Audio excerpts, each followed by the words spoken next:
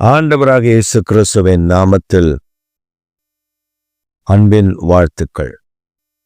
இந்த காலை தியானத்திற்காக நாம் தெரிந்து கொண்ட வேத வசனம் யோவான் எழுதின சுவிசேஷம் 13ஆம் அதிகாரம் 1ஆம் வசனம். தாம் இவ்வுலகத்தில் இருக்கிற தம்முடையவர்களிடத்தில் அன்பு வைத்தபடியே முடிவு பரியந்தமும் அவர்களிடத்தில் அன்பு வைத்தார். தாம் இவ்வுலகத்தில் இருந்தவரிடத்தில் அன்பு வைத்தபடியே முடிவு பரியந்தமும் அன்பு வைத்தார்.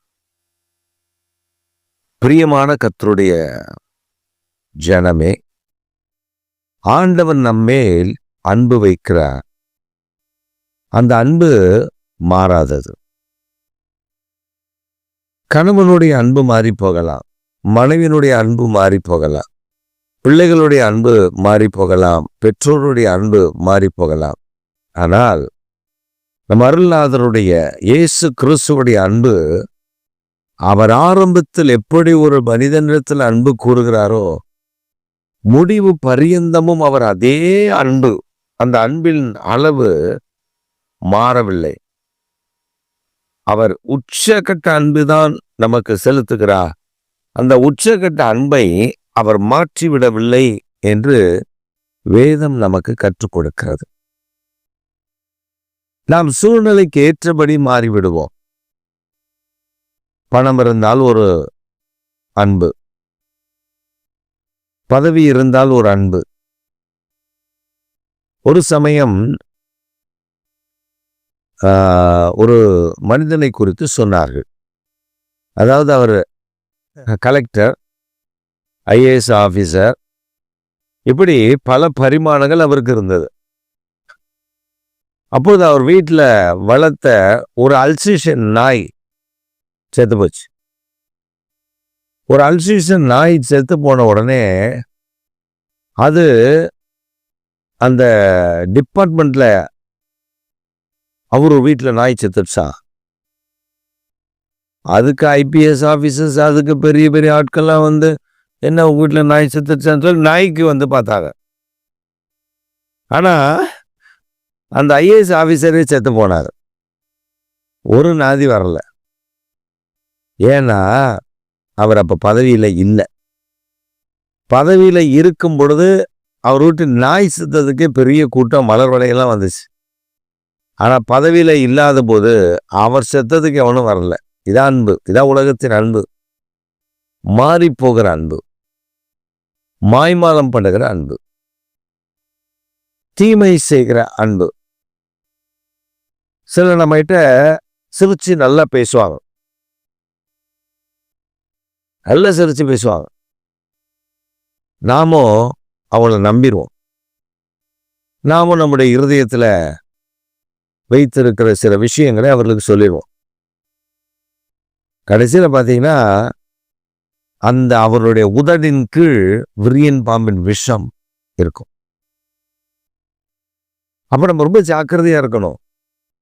கிறிஸ்து அன்பு கூறுவது போல பவுல் சொல்லும்போது சொல்றாரு, நான் உங்களிடத்துல எப்படி அன்பு கூறுகிறேன்னா கிறிஸ்து இயேசுவின் அன்பை அவர் நம்மிடத்தில் அன்பு கூறுகிறது போல நான் உங்களிடத்துல அன்பு கூறுகிறேன். இப்படிதான் அன்பு கூறணும். அது பரிசுத்த அன்பு. பரிசுத்தமுள்ள அன்போடு நாம் மற்றவர்களை வாழ்த்த வேண்டும், அன்பு கூற வேண்டும். மாய்மாலம் பண்ணுகிற, இப்படி அவங்க முன்னாடி ஒன்று பேசுறது, அவங்க பின்னாடி வேற ஒன்று பேசுறது, அவங்களுக்கு நிறைய தீமைகளை செய்கிறது. இந்த பொல்லாப்பான அன்பு நம்ம இடத்தில் காணப்படக்கூடாது. நம்ம இடத்துல காணப்பட வேண்டியது என்ன தெரியுமா? கிறிஸ்து இயேசுவின் மேலுள்ள அன்பு நாம் மற்றவரிடத்தில் காண்பிக்க வேண்டும். அதுதான் மாய்மாலமற்ற அன்பு, மாய்மாலம் இல்லாத அன்பு. சிலர் நம்ம இடத்துல அன்பு கூறுகிறத போல ஆசையை தூண்டுவார்.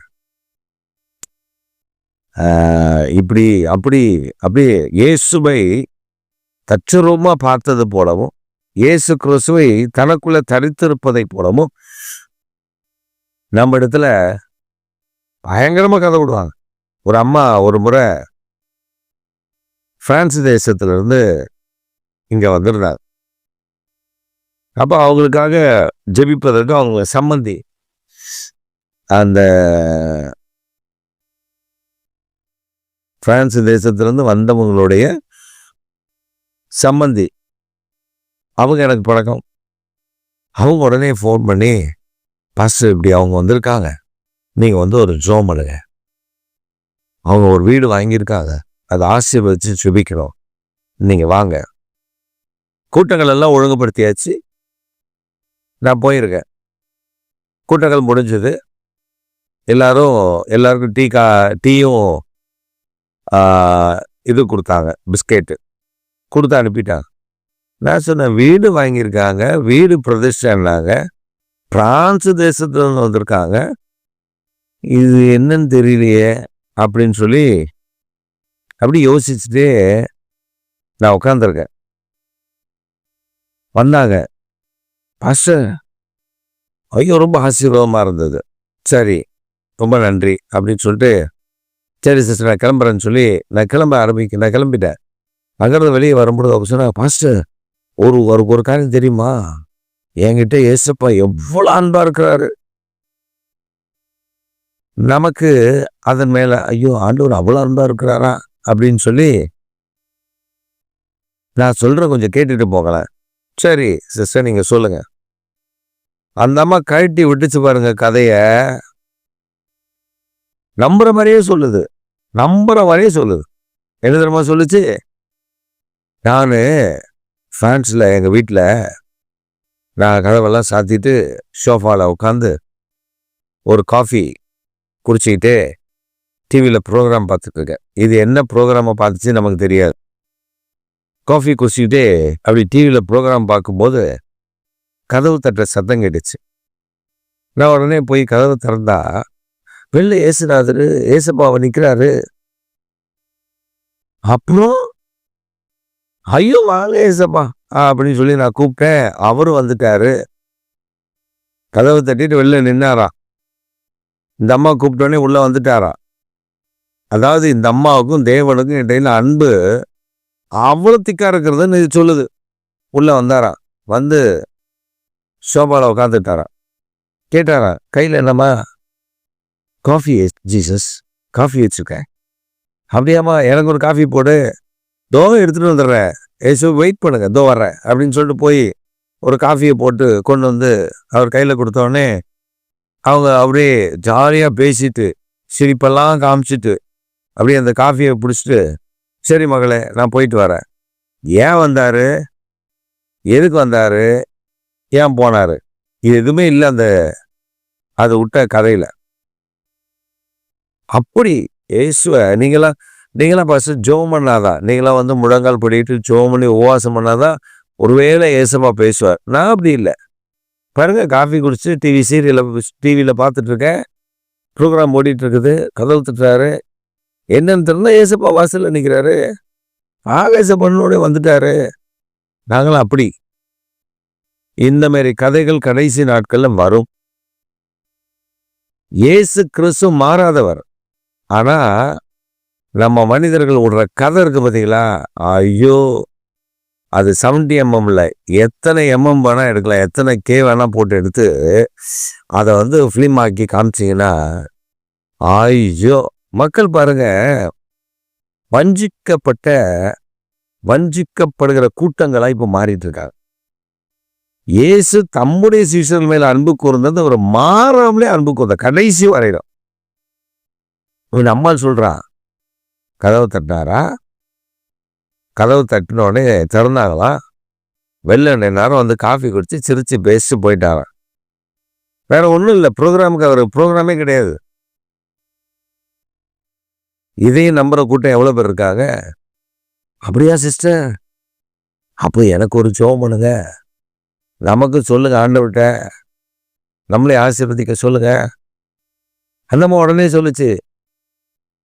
இதெல்லாம் சொல்லிட்டு கூடவே ஒன்றையும் சேர்த்து சொல்லிச்சு. என்ன ரொம்ப சொல்லிச்சு, பாஸ்டர் என் வீடு பிரதிஷ்டைக்கு யார் யாரோ கூப்பிடணும்னு நினைச்சேன், கர்த்தர் இவங்க மூலமா உங்களை தான் கூப்பிட வச்சாரு, வந்துட்டீங்கல்ல, இனி உங்க ஊழியம் செழிப்பு தான், நாங்க இருக்கோம்ல, அப்படி தூக்கி அப்படி கொண்டு போய் அங்க மலையில நிக்க வச்சோம். ஆவியானவர் சொன்னாரு, இவ பேச்ச கேட்காத, இவ பயங்கரமா பொய் சொல்றா, ரொம்ப ஜாக்கிரதையா இரு. வந்தியா ஜோமண்டியா கிளம்பு அப்படின்னார். உடனே கடகன்னு கிளம்பி வந்து நான் சிறப்பு போட்டு நான் கிளம்பி வந்துட்டே இருந்தேன். உடனே அந்த சம்பந்தி, பசூர் காணிக்க கூட வாங்காம போயிட்டீங்க, அதெல்லாம் கத்தர் பார்த்துக்குவாரு, வேலையை பாருங்க அப்படின்னு சொல்லிட்டு போயிட்டார். முடிஞ்சது. சில நேரத்தில் இப்படிப்பட்ட ஆட்கள் பிரான்ஸ்லேருந்து வரும், அமெரிக்காவிலேருந்து வரும், அண்டார்டிகாவிலேருந்து வரும். நம்ம தான் எச்சரிக்கையாக இருக்கணும். அன்பு அவர் அன்பு கூறுகிறது மாறாது. வேதத்தில் கம்பேர் பண்ணி பாருங்களேன். இந்த அம்மா சொன்னதும் வேதத்தில் அப்படி ஏதாவது இருக்கா அப்படின்னு பார்த்தா வேதத்தில் இதுக்கு ஒத்த ஒரு சம்பவம் ஒன்று இருக்கு. பூட்டப்பட்ட அறைக்குள்ள இயேசு உங்களுக்கு சமாதானம் வந்தார். He never knocked the door. He entered into the door without opening the locks. கதவு திறக்கப்படாம ஆள் உள்ள வந்தார். அவர் ஆவியின் சரீரத்தில், மகிமையின் சரீரத்தில் இருக்கிறார். உள்ள வந்தார். என் பிள்ளைகளே அப்படின்னு கூப்பிட்டார். காயத்தை பாருங்கப்பா அப்படின்னு சொல்லி நம்மால சந்தேக பேர் வழிட்டு காமிச்சாரு. தாமஸ்ட அவள்தான். அப்புறம் சாப்பிடுறதுக்கு ஏதாவது இருக்கா, மீனும் தேனும். ஏன் அவர் கேட்டார் தெரியுமா? நான் மாம்சத்தில் இருக்கிறேன், நான் உயிர்த்தெழுந்து விட்டேன், எனக்கு மகிமையின் சரீரம் இருக்கிறது என்று காண்பிப்பதற்காக அதை செய்தார். அவர்களோடு சம்பாஷித்தார், விசுவாசத்தை பற்றி அவர்களுக்கு போதித்தார், அவர்களுக்கு வரக்கூடிய காரியங்களை குறித்து திட்டம் பண்ணினார். இதெல்லாம் அவர் அஜெண்டாவில் ப்ரோக்ராமில் இருந்துச்சு. ஆனால் இந்த அம்மாவுக்கு ஒன்றும் கிடையாது. வந்தார், காஃபி குடிச்சாரு, போயிட்டார். சிரிச்சு பேசி அப்படியே ஐயோ எப்பா. ஜாக்கிரதை. தேவன் நம்ம இடத்துல அன்பு கூறுகிறது மாறாது.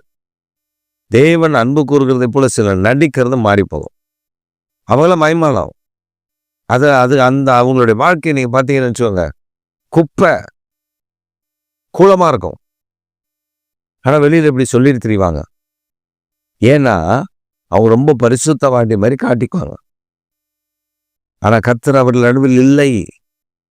நாம ஒன்றை கவனத்தோடு செயல்பட வேண்டியது இருக்குது. என்னன்னா, அவர் அன்பு மாறாததில்ல, நாமும் அந்த மாறாத அன்பை பின்பற்றணும்.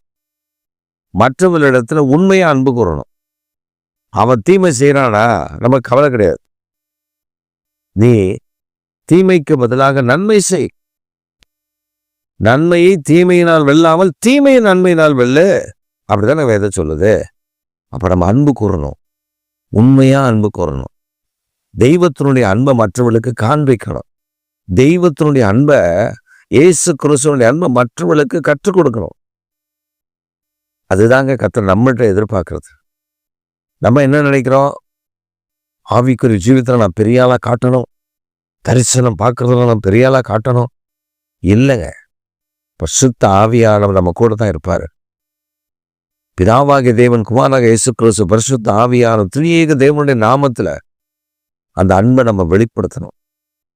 ஜனங்கள் நம்ம இடத்துல வரும்பொழுது லவ் அண்ட் கம்பேஷன், லவ்வுக்கு அன்பை காட்டணும். அவன் மேல மனதுருகணும். கர்த்தர் குஷ்டரோகி வந்த பொழுது இயேசு அவன் மேல் அன்பு செலுத்தி மனதுருகினார். He healed that leprosy at that time. அந்த நேரத்தில் தானே இயேசு அந்த குஷ்டரோகியை சுகமாக்கினார். இன்றைக்கு அன்பு கூறுங்க. அவரிடத்தில், அவர் உங்களிடத்தில் அன்பு கூறுகிறது போல, அது மாறாத அன்பு, மாய்மாலமற்ற அன்பு, தீமை இல்லாத அன்பு, அசுத்தம் இல்லாத அன்பு, அது புகழாத அன்பு. நீங்களும் அதே போன்ற அன்பை கூறிக்கா பாருங்க. கர்த்தர் உங்களை கொண்டு பெரிய நன்மைகளை செய்கிறதை காண்பீர்கள். ஆமென், ஆமென்.